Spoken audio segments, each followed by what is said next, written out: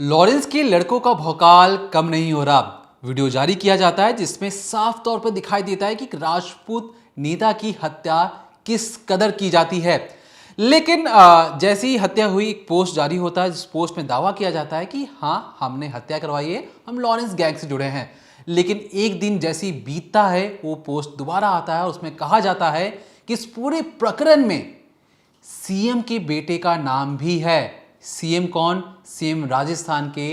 अब वो उस पोस्ट में दावा किया गया है कि ये एक्स सीएम गहलोत के बेटे यानी वैभव गहलोत का नाम भी इस पूरे प्रकरण में शामिल है। हम उस पोस्ट के बारे में आपको बताएंगे, उस पोस्ट में किस किस बात को लेकर डील हो रही थी। ये जो पूरा पोस्ट है सोशल मीडिया पर अब जमकर वायरल हो रहा है और जब हमने इस पोस्ट को खंगालने की कोशिश की तो फिलहाल के लिए पोस्ट हमें सोशल मीडिया पर अभी नहीं मिला है, लेकिन जो फोटोज हैं वो जमकर वायरल हो रहे हैं और कहा जा रहा है कि हो ना हो ये जो वैभव गहलोत हैं जो सीएम के बेटे हैं और लॉरेंस के बीच में जो कनेक्शन है थोड़ा सा समझ लीजिए। इस पोस्ट में दावा किया गया कि जो वैभव गहलोत हैं उसने लॉरेंस से कहा कि तुम सिद्धू मूसेवाला से दोस्ती कर लो और जो बीच में झगड़ा है उसको खत्म कर दो। लेकिन लॉरेंस के लड़कों ने कहा कि उनका पर्सनल इशू है, वो सिद्धू मूसेवाले को रास्ते से हटा देंगे। उसके बाद जब लॉरेंस के जो लड़के हैं वो सिद्धू मूसेवाले को मारते हैं या उनकी हत्या कर देते हैं, उसके बाद जो वैभव गहलोत है वो लॉरेंस से बदला लेने के लिए लॉरेंस के गैंग के जितने भी मेंबर हैं उसको गिरफ्तार करवाते हैं, उसके बाद उसकी हत्या करवाते हैं एनकाउंटर के जरिए। ऐसा इस पोस्ट में दावा किया है और हो ना हो इसी का बदला लेने के लिए इन्होंने सुखदेव सिंह जी की हत्या की। उस पोस्ट में आगे भी बहुत सारी ऐसी चुभने वाली बातें लिखी हैं, चौंकाने वाली बातें लिखी हैं जिसे सुनकर आप हैरान रह जाएंगे। लेकिन ये जो पूरा प्रकरण है सबसे बड़ा सवाल उठता है क्यों। ये जो क्यों है इसका जवाब आज हम आपको बताएंगे कि इस पूरी लड़ाई में की नींव कहां पड़ी। क्योंकि पहले जो कहा जा रहा था कि आनंद पाल सिंह जो गैंगस्टर हैं, जो एक बड़े राजपूत लीडर थे राजस्थान के, उनके और लॉरेंस गैंग के बीच में दोस्ती थी। फिर ऐसा क्या हुआ कि आनंद पाल सिंह के सपोर्टर सुखदेव सिंह जी की हत्या करवा दी जाती है लॉरेंस गैंग के द्वारा। तो वीडियो के आखिरी में बने रहिएगा क्योंकि हम आज आपको ऐसी चीजें बताने वाले हैं जिसे सुनकर आपके रोंगटे खड़े हो जाएंगे, आप हैरान परेशान हो जाएंगे कि ये जो दोस्त थे पहले आनंद पाल सिंह और लॉरेंस गैंग, उनके बीच में ऐसा क्या हुआ और सुखदेव सिंह जी के बीच में कैसे आ गए। पूरी बात हमारी वीडियो के आखिरी तक बने रहेगा हमारे साथ क्योंकि बहुत ऐसी बातें हैं जो आपने कहीं और नहीं सुनी होगी। अब सबसे अहम सवाल ये कि इस झगड़े की नींव कैसे रखी गई, क्यों ऐसा हुआ कि जो सुखदेव सिंह जी जब आनंद पाल का एनकाउंटर हुआ था तो उन्होंने बीड़ा उठा लिया था। राजस्थान में उग्रवादी जो है आंदोलन किए जा रहे थे और उन्हीं की हत्या लॉरेंस ने कर दी, जबकि लॉरेंस बिश्नोई का जो पूरा ग्रुप है वो आनंद पाल के साथ मिलकर काम कर रहा था। दरअसल जब लॉरेंस बिश्नोई अपना ग्रुप बना रहा था, अपने पैर पसार रहा था, पंजाब से उसने शुरू किया, दिल्ली, हरियाणा, यहाँ तक कि राजस्थान तक वो पहुँच गया। कुछ लोग आनंद पाल से भी मिले, आनंद पाल का वर्चस्व था राजस्थान के अंदर, उनको बहुत से लोग एक तरीके से कहते ना माई बाप भी मानते थे। ऐसा एक औहदा था आनंद पाल का। लेकिन जब आनंद पाल का एनकाउंटर होता है तब जो सुखदेव हैं वो बीड़ा उठाते हैं, एक राजस्थान में पूरी लहर चलती है, एक उग्रवादी आंदोलन किए जाते हैं कि उनका एनकाउंटर कैसे कर दिया गया, गलत एनकाउंटर है, फर्जी एनकाउंटर है, कई तरह सवाल उठते हैं। अब इसके बाद जब आनंद पाल की एनकाउंटर में मौत हो जाती है तब लॉरेंस गैंग फिर से एक्टिव होता है और पता लगाने की कोशिश करता है कि आखिर ये किस तरह से हुआ, कैसे पता चला। तो एक नाम सामने आता है, राजू ठेहट। अब राजू ठेहट का नाम आने पर यह पता लगता है कि उसने मदद की थी पुलिस वालों की ये बताने में कि वो कहाँ छुपा हुआ है, इस वक्त कहाँ पर है, सारी एक डिटेल वो जो राजू ठेहट है वो दे रहा था और इसी वजह से आनंद पाल का एनकाउंटर किया गया। अब लॉरेंस का जो पूरा गैंग है, जो उसका ग्रुप है, उसके निशाने पर आ गया था राजू ठेहट। इसीलिए दिसंबर में 2022 के राजू ठेहट को मारने की प्लानिंग रची जाती है और 3 दिसंबर को उसकी हत्या भी कर दी जाती है। जो लॉरेंस के गुर्गे हैं वो भेजे जाते हैं और राजू ठेहट को मार दिया जाता है। आपको बता दूं कि सेल्फी लेने के बहाने वो लोग हैं राजू ठेहट के करीब जाते हैं और वहाँ पर गोलियाँ चलाना शुरू कर देते हैं। जैसे ही राजू ठेहट की मौत हो जाती है एक फेसबुक पोस्ट आता है जिसमें नाम आता है रोहित गुदारा। ठीक वो यही लिखता है कि मेरे भाइयों के साथ बहुत गलत हो रहा था, इसने मेरे भाई को मरवाया है, हमारे ग्रुप में इसने जो है मतलब गलत चीज़ें की हैं इसलिए हम इसे मार रहे हैं और इसकी पूरी रिस्पॉन्सिबिलिटी लॉरेंस बिश्नोई और रोहित गुदारा लेते हैं। ये पूरा जो पोस्ट सामने आया था राजू ठेहट की मौत के बाद।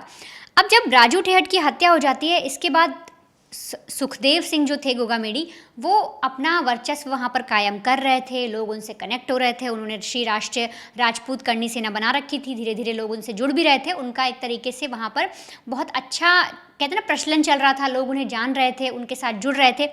लेकिन इधर जो राजू ठेहट की मौत हो जाने के बाद वहाँ पर जितने भी बड़े कारोबारी थे, जो काम किया करते थे लोग, जो व्यापारी वगैरह लोग थे, उनसे लॉरेंस गैंग के जो लोग थे वो पैसा वसूलना शुरू करने लगे। अब इसमें एक अहम बात ये कि जब आनंद पाल का एनकाउंटर हुआ था तो आनंद पाल का जो ग्रुप था, जो गैंग था, वो 2 धड़ों में बट गया था। जो कुछ लोग थे वो तो लॉरेंस गैंग में जुड़ गए क्योंकि लॉरेंस गैंग ने एक तरीके से आनंद पाल की मौत का बदला लिया। यहाँ तक सब कुछ ठीक था। अब एंटी कब होता है, जब लॉरेंस का जो गैंग है, रोहित गुदारा, जो जितने इसके गैंगस्टर हैं, जो गुर्गे हैं लॉरेंस के, वो जब राजस्थान में ही जाकर जितने वहाँ पर बड़े बड़े व्यापारी हैं उनसे जब वसूली करने लगते हैं, उनसे कुछ ऐसी डिमांड रखने लगते हैं जो वो पूरी नहीं कर पाते, उनके साथ जातियाँ करते हैं, उनका मर्डर करवाते हैं, किडनैपिंग, फिरौती, ये सब जब चीज़ें होती हैं, तब आनंद पाल का जो भाई था मनजीत पाल सिंह, जो ये और सुखदेव सिंह, ये दोनों एक तरीके से ढाल बनते हैं उन व्यापारियों की, उनके साथ खड़े होते हैं। लॉरेंस और उसके गुर्गे को धमकाते भी हैं, उनकी धमकियां भी सुनते हैं, लेकिन उन्हें एक तरीके से एक कदम पीछे लेने को मजबूर कर देते हैं ये लोग। और यही चीज़ें जो लॉरेंस गैंग है और जितने भी ये गैंगस्टर थे उन्हें चुभने लग गई थी। ये बातें उन्हें बहुत बुरी, मतलब बहुत ज़्यादा ऐसा लग रहा था कि ये तो हमारा इलाका है, हम यहाँ पर राज करते थे, कोई और 2 दिन में खड़ा होकर हमें कैसे इस चीज़ के लिए टोक सकता है या हम किस वजह से पीछे हट सकते हैं। तो ये सारी चीज़ें हो गई। और इसी में करीब 5 दिन बाद जब राजू ठेहट की हत्या हो जाती है, उसके 5 दिन बाद एक व्यापारी हैं जिनका नाम है महिपाल सिंह, उनको गैंगस्टर धमकी देते हैं, नोट भेजते हैं धमकी भरे, बोलते हैं कि 50 लाख का इंतज़ाम करिए 15 दिसंबर तक, नहीं तो आप जानते हैं आपका क्या हाल होगा। जैसे राजू ठेहट का हुआ वैसे भी तेरा हाल होगा। लगातार रोहित गुदारा के जितने भी लोग हैं वो ऐसी धमकियाँ देते हैं, कभी मैसेज पर, कभी व्हाट्सएप कॉल पर। अब इतनी धमकियाँ मिलने के बाद जो महिपाल सिंह हैं वो मिलते हैं सीधे मनजीत पाल सिंह से, यानी आनंद पाल के भाई, और सुखदेव सिंह गोगामेडी से। इन लोग से मिलने के बाद ये लोग फिर से महिपाल सिंह की ढाल बन जाते हैं, सामने खड़े हो जाते हैं, लगातार कॉल पर कॉल आते हैं, लेकिन फिरौती की रकम इकट्ठा नहीं की जाती, जो वसूली की रकम थी वो इकट्ठा नहीं की जाती। कई सारे ऐसे व्यापारी हैं जिनके सामने सुखदेव सिंह जो थे और साथ ही साथ जो आनंद पाल के भाई थे वो खड़े रहते हैं एक ढाल बनकर, और जो सामने वाले जितने भी गैंगस्टर हैं, लॉरेंस की जो भी गैंग है, वो आगे नहीं बढ़ पाती और उनका कुछ बिगाड़ नहीं पाती।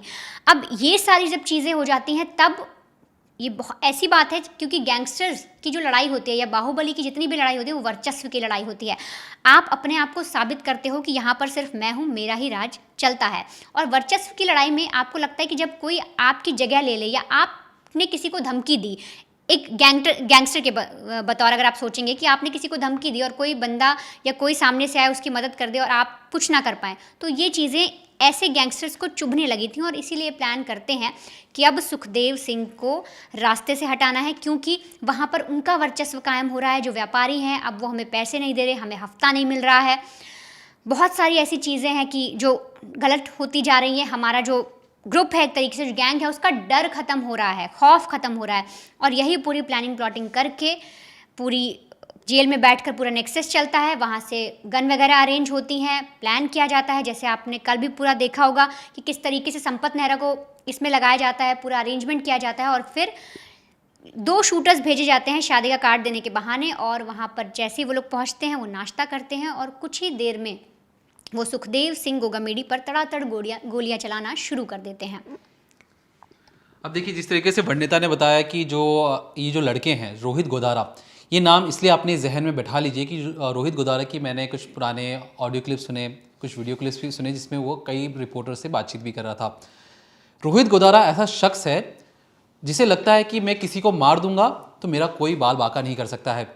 अगर आप उसके ऑडियो सुनेंगे तो आपको समझ में आएगा कि वो ये कहता है कि घर में अगर आप 12 से 13 बॉडीगार्ड, वो भी गन के साथ भी रखोगे ना, तो मैं बाथरूम में घुस कर आपको मारूंगा। ये रोहित गोदारा बात कर रहा है न्यूज़ रिपोर्टर से। तो अब जब न्यूज़ रिपोर्टर से बात करता है तो सहज से बात कर रहा है। अब ज़रा सोचिए, जब वो व्यापारियों से बात करता होगा तो किस कदर उन्हें धमकाता होगा। क्योंकि देखिए, जब आनंद पाल की जब एनकाउंटर हुआ, उसमें राहुल ठेठ का जिस तरीके से नाम आया, ठेठ का नाम आने के बाद किसी ने ठेठ से बदला नहीं लिया। ये रोहित आता है, रोहित गोली से भून देता है, उसे मार देता है और ये कहता है कि देखिए भैया, इस पूरे इलाके में कोई बदला ले नहीं पाया आनंदपाल सिंह की एनकाउंटर का।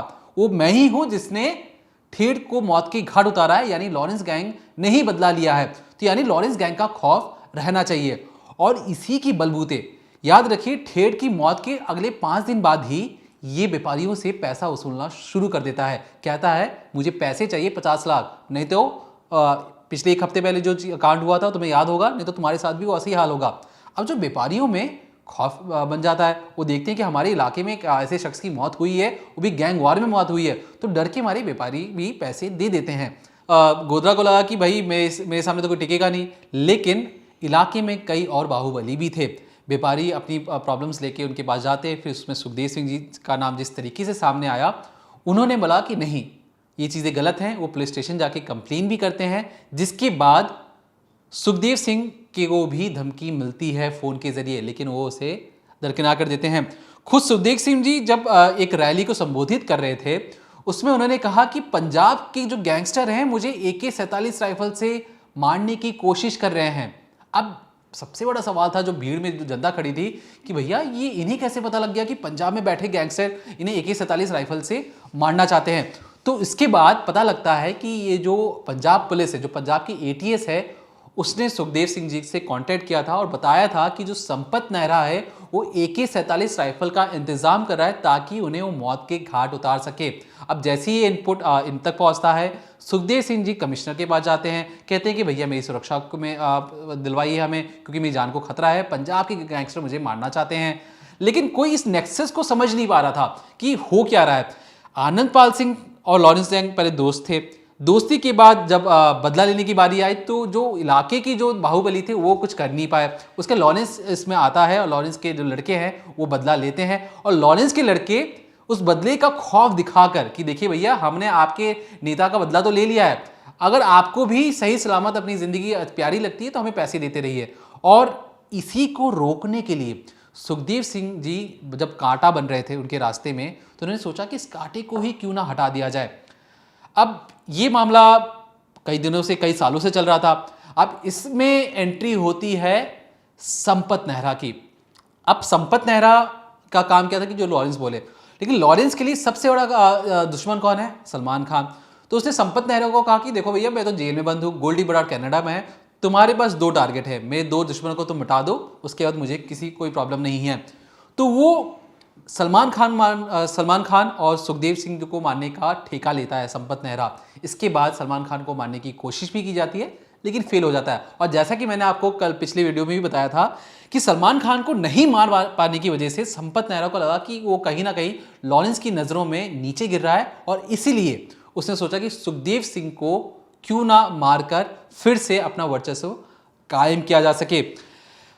अब सुखदेव सिंह जी को जब मारा जाता है, रोहित गुजारा का नाम फिर से सामने आता है। रोहित गुजारा लड़के इकट्ठा करता है, उसमें जो नाम है राठौर और जो फौजी है, एक आर्मी जवान जो सबसे पहले, अगर आप फुटेज आप ध्यान से देखेंगे तो उस फुटेज में फौजी ही पहली गोली सुखदेव सिंह जी पर चलाता है।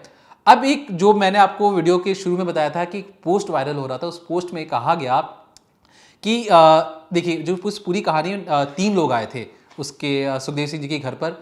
नवनीत शेखावत ये कपड़ा व्यापारी था, ये शादी की कार्ड देने के लिए सुखदेव सिंह जी को उनके घर पहुंचा था। अब यहाँ पर सबसे बड़ा सवाल उठता है कि जब 3 लोग आ रहे हैं और जो सुखदेव सिंह जी जो इतने बड़े हैं, राजपूत लीडर हैं, क्या उनकी घर में कोई सिक्योरिटी थी कि नहीं थी? तो जब हमने इसकी जांच की तो हमें पता लगा कि देखिए सुखदेव सिंह जी ने 6 बॉडीगार्ड रखे थे। हमने कल आपसे कहा था कि उनके पास 3 प्राइवेट बॉडीगार्ड थे, आज हम कह रहे हैं कि हमने जब और अच्छे से डिटेलिंग की तो हमें पता लगा टोटल 6 बॉडीगार्ड थे, जिनके पास 5 के पास गन था और एक जो बॉडीगार्ड था वो उसके पास कोई हथियार नहीं था। राजस्थान में जब अभी इलेक्शन चल रहे थे तो उसके लिए क्या होता है कि आचार संहिता की वजह से आपको अपने हथियार पुलिस थाने में जमा करवाने पड़ते हैं। अब जो 6 बॉडीगार्ड थे सुखदेव सिंह जी के, उसमें से 5 बॉडीगार्ड के जितने भी हथियार थे उन्होंने हथियार अपने थाने में जमा करवा दिया। अब जो 5 बॉडीगार्ड थे, सुखदेव सिंह जी ने कहा कि ठीक है अभी इलेक्शन का माहौल है, एक काम करो तुम सबके सब गांव घूम के आओ, एक बॉडीगार्ड है वो हो जाएगा, उससे काम हो जाएगा। अब सोचिए जो लॉरेंस के जो लड़के थे या जो रोहित गुजारा था वो कितना ज़्यादा शातिर था। उसने इंतज़ार किया कि भैया पहले इलेक्शन ख़त्म हो जाने दो, इलेक्शन रिजल्ट आ जाने दो। अब जैसे ही उसने देखा कि इलेक्शन रिजल्ट में ये जो पोस्ट है, मैं आपको इसलिए बता रहा हूँ क्योंकि ये पोस्ट वायरल हो रहा है, जैसे ही वहाँ पर गहलोत सरकार हारती है उसके एक दिन बाद ही वहाँ पे ये हत्याकांड करवा दिया जाता है। और उसके बाद एक पोस्ट वायरल होता है जिसमें कहा जाता है कि एक्स सीएम गहलोत की जो बेटे हैं यानी वैभव गहलोत, उनका डिस्ट्रीब्यूशन वाला कोई एक मैटर था जिसमें कुछ पैसों की उगाही को लेकर प्रॉब्लम चल रही थी।